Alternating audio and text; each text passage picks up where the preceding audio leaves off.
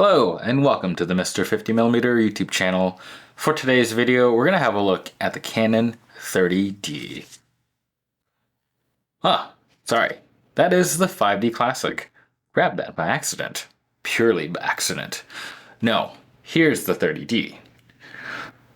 Well, why the 30D?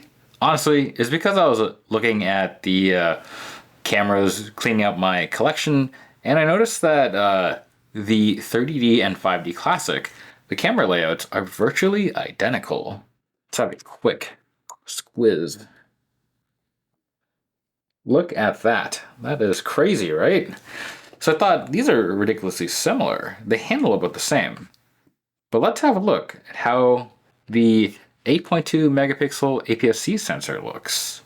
So, I just really wanted to play around with it and relive some older days of when I used to shoot this camera a little more often. So let's get into it.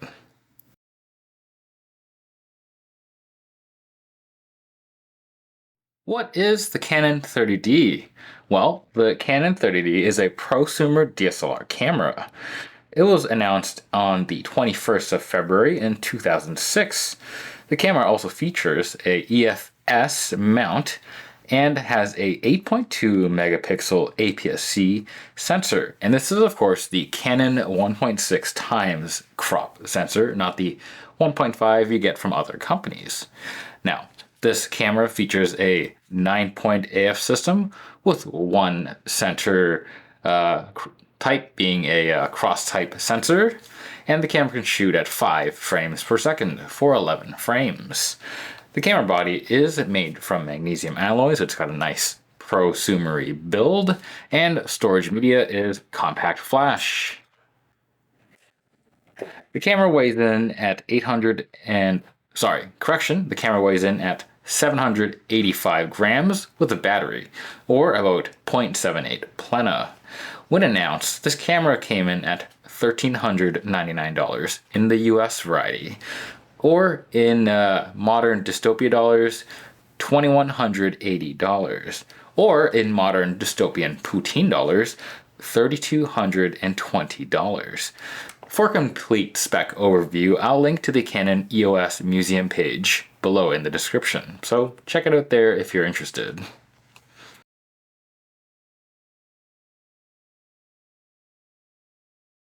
Shooting with the Canon 30D, operation and feel. If you watched my Canon 5D Classic review, you can feel free to skip this part. Go to the next part if you want. This is going to mostly be the same. I'm going to gush over the camera feel and the layout, and I'm going to mention again that this is kind of like Canon's version of the D200. Basically, Canon's version of a nearly flawless design, but, using the Canon design language.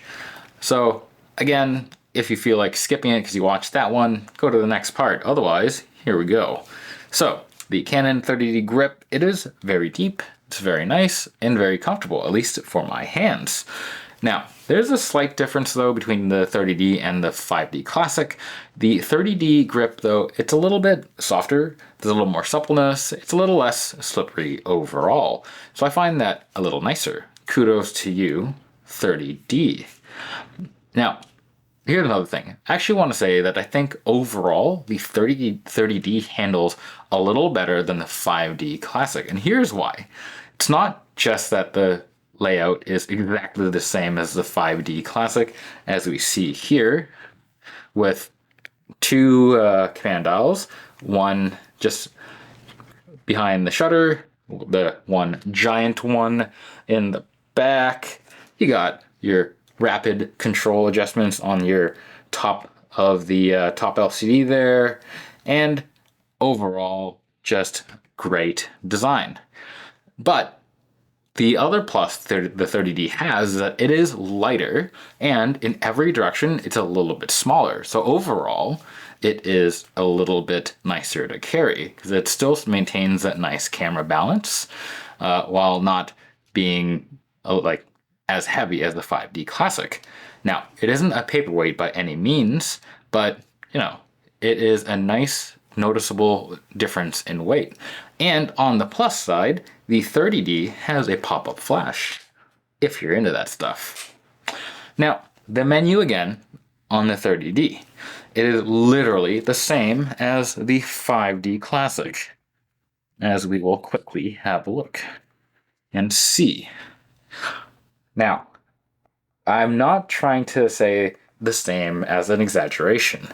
The menu layout is identical. On top of that, you might notice that this LCD panel is the same 2.5-inch 230K dot display. It's good for the era and acceptable for modern use. Image review, it's pretty good, and you can focus check this thing fairly well, as we will quickly have a look. And we're punched right in. Now, if you're not familiar with the menu though, the Canon menu system in this era is amazingly simplistic. All your controls in the menu, or all the menu stuff, is in a single column. And you can see on this side, the columns on the way down are color-coded based on the section of the menu that you're in.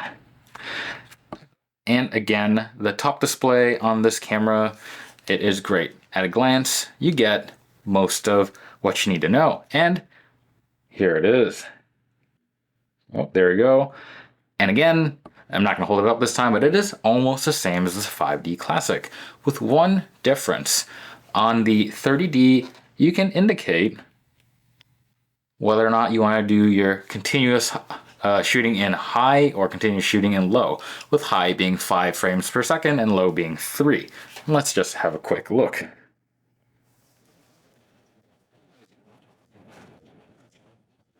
So hopefully for one of these options, oh, there we go. That is the high, and hopefully you can see that just scrolling through. Now, here's another thing though. This layout, it is again a copy of the one in the 5D Classic, which means there's one other thing that this camera copies that is really stupid, and that is the direct print button. You can see it here. This is the same as on the 5D Classic. It's the same stupid button, ruining an otherwise nearly perfect setup. Now, given that this is a DSLR, it clearly has an optical viewfinder, but given that it is Canon's APS-C size sensor, it is smaller than the 5D Classic one. It's still very nice to look through, but just like on other Canon prosumer cameras, the coverage on this finder is not 100%. We're sitting at just 95%. Now, the camera, when you're operating, the meter that it has is the 35 segment system. It's a reliable system, and generally it'll protect highlights when there's a lot of bright spots. And that being said, it is not nearly as advanced as the same era color meter or meter as Nikon had in the D200. So, you know, there's a bit of difference between the camera brands.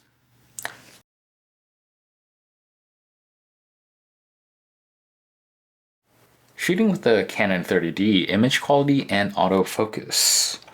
Now, this camera does feature an 8.2 megapixel CMOS imager. That's about 4K in terms of pixel count, at least for, UHD content. Now, that being said, if you take into account this camera is shooting in 3:2 and not whatever the ratio that UHD is, you're not quite perfectly going to get to match up. If you did put this image on a 4K display, I would believe either you gotta punch in and lose some pixels, or you gotta actually compress it a bit because the heightedness is more than UHD. However, the widthedness is not so much, so you'll have black bars. Now, that being said, on a display that is 4K, the 30D will probably still look really good just because it's fairly close. It won't look perfect, but I wouldn't turn the image down. Now, For web use, the 30D still more than enough. But given the pixel count, don't expect to do a lot of heavy cropping, and don't expect to do any if you're planning to actually use the image to display on like a 4K display. Now, being an earlier CMOS technology, again, dynamic range, you're gonna expect it's gonna be a little bit limited. Not terrible in most scenes. I think it's honestly fine for 90% of what most people would shoot. But I believe that even at lower ISOs, the 30D is a little worse than the 5D Classic. And this is just because, the sensor is 1, smaller, and 2, more pixel dense. And this is according to the site Photons to Photos, and I'm inclined to believe their numbers.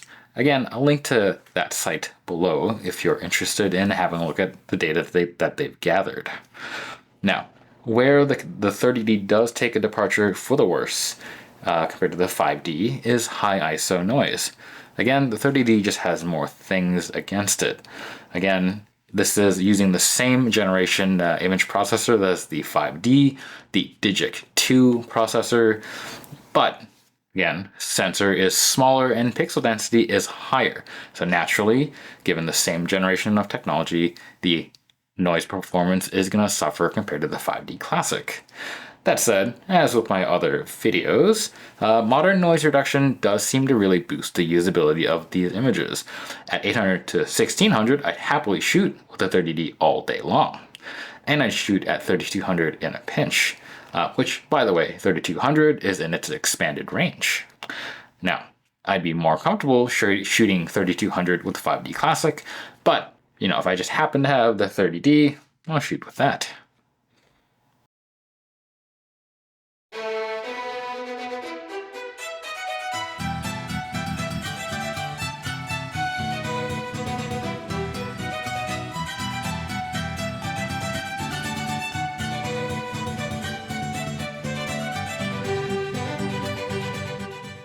In terms of autofocus, the 30D technically has a more basic autofocus module. It is fairly similar though. You get the 9-point AF system in a diamond shape that's used on the 5D. However, the 5D has those 6 invisible assist points for subject tracking.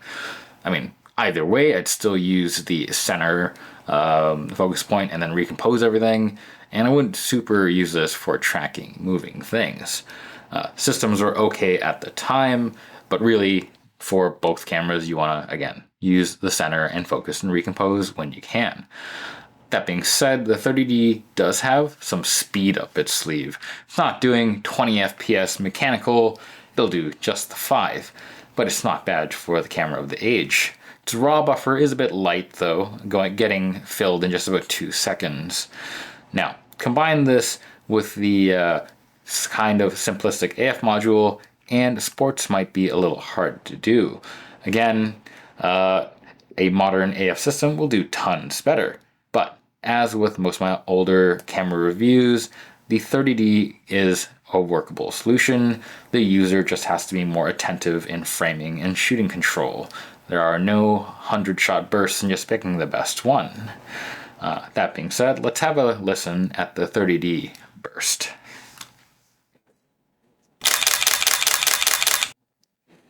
There you go.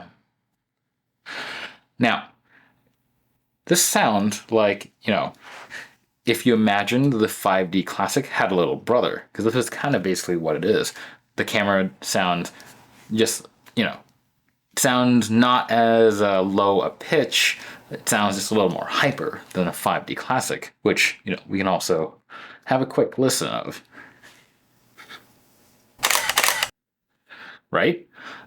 I actually think when you listen to these side by side, this does, for a lack of a better phrase, sound like the little brother. Not a bad sound overall, but with that, let's get into the photo gallery.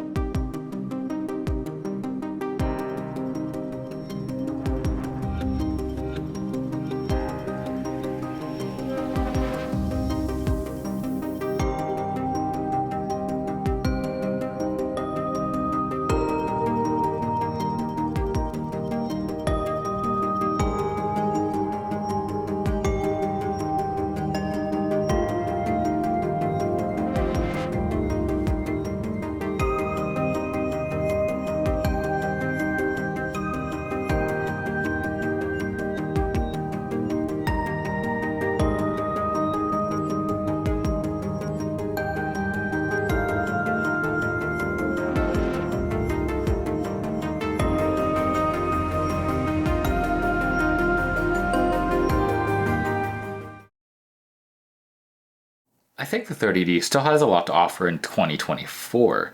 Now, I recently reviewed the Canon D60 earlier, and that was hard to recommend.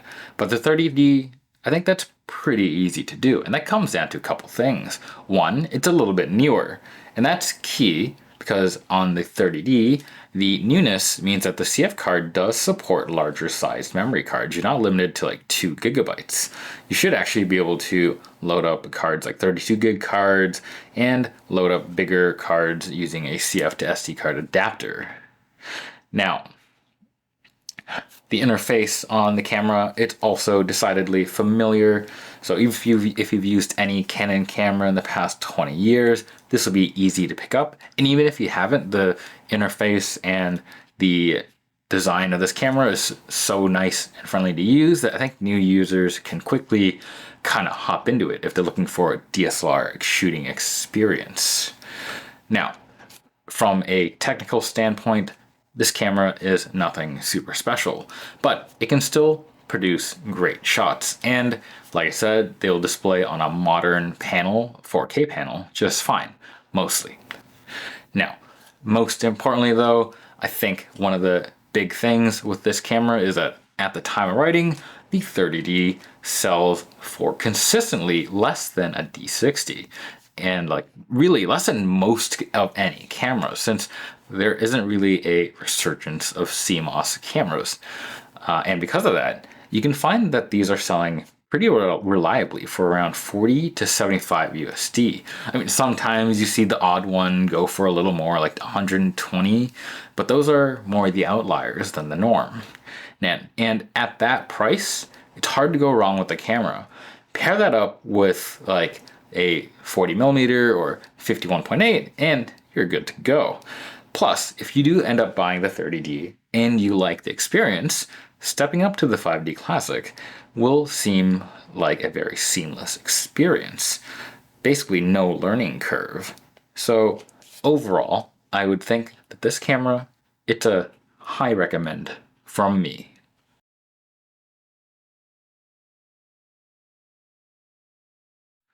Conclusion. In short, the 30D, it's one of the cheapest ways to get into the Canon EF system. Takes great photos, build quality is very good, and the ergonomics are simply excellent. But that's just my opinion. What do you think of the Canon 30D? Do you have one? Or did you have one? Let me know in the comments below. And as always, don't forget to like and subscribe. Till next time, bye.